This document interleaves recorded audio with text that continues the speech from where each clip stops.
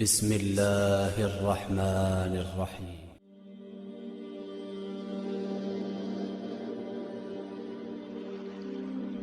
حضرت داؤد علیہ السلام اللہ تعالیٰ کے رسول تھے۔ حضرت طالوت کی سپہ سالاری میں جب بنی اسرائیل کا مقابلہ جالوت اور اس کی فوج سے ہوا تو داؤد علیہ السلام نے جالوت کو قتل کر دیا۔ پھر اللہ تعالیٰ نے ان کو بادشاہت دی، حکمت دی اور بہت سا علم عطا فرمایا اور ان پر زبور نازل فرمائی۔ اللہ تعالیٰ نے داؤد علیہ السلام کی حکومت کو مستحکم کر دیا تھا اور انہیں حق و باطل میں فیصلہ کرنے کی خصوصیت کے ساتھ قابلیت عطا فرمائی تھی۔ داؤد علیہ السلام کثرت سے عبادت کرتے تھے۔ ان کے اس معمول کی وجہ سے مقدمات کے فیصلہ میں دیر ہو جایا کرتی تھی۔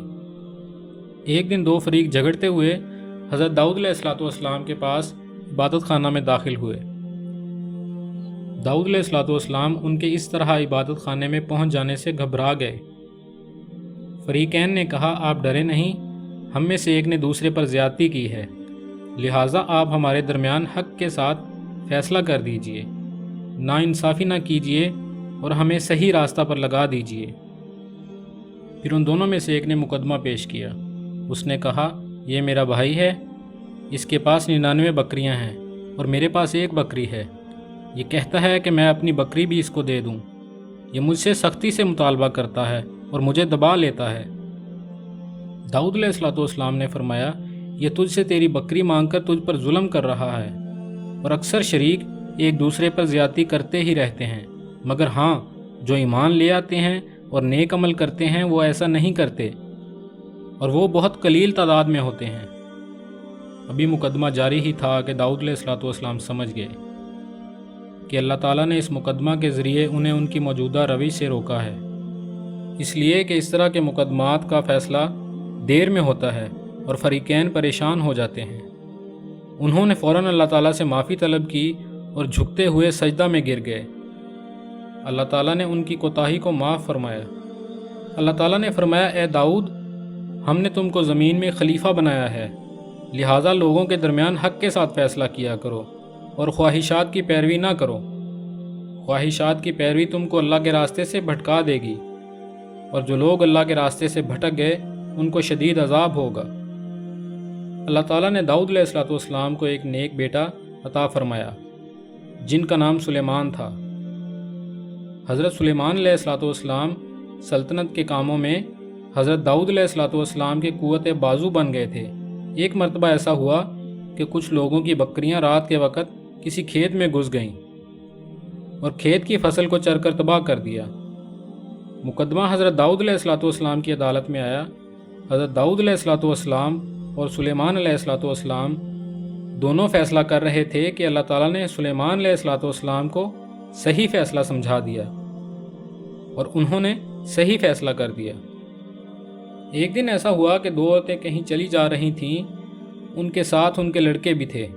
بھیڑیا آیا اور ایک لڑکے کو لے گیا۔ ہر ایک عورت دوسری عورت سے کہنے لگی کہ بھیڑیا تیرے لڑکے کو لے گیا ہے۔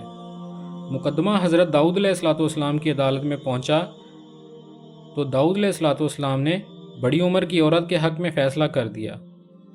پھر وہ باہر نکلی تو ان کی ملاقات سلیمان علیہ السلام سے ہوئی۔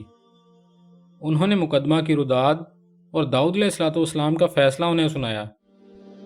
سلیمان علیہ السلام نے فرمایا، چھری لاؤ تاکہ میں اس لڑکے کے 2 ٹکڑے کر کے دونوں میں تقسیم کر دوں۔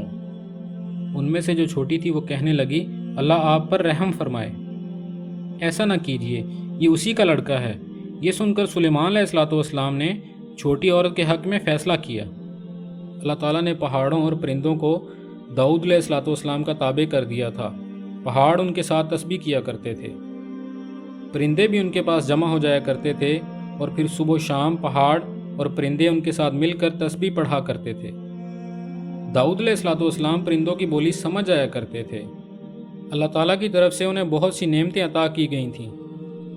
اللہ تعالیٰ کی طرف سے داؤد علیہ السلام پر ان کی کتاب یعنی زبور کا پڑھنا ہلکا کر دیا گیا تھا۔ وہ حکم دیتے تھے کہ سواری کے جانور کسے جائیں۔ سواری کے جانور کسے جانے سے پہلے زبور پڑھ لیا کرتے تھے۔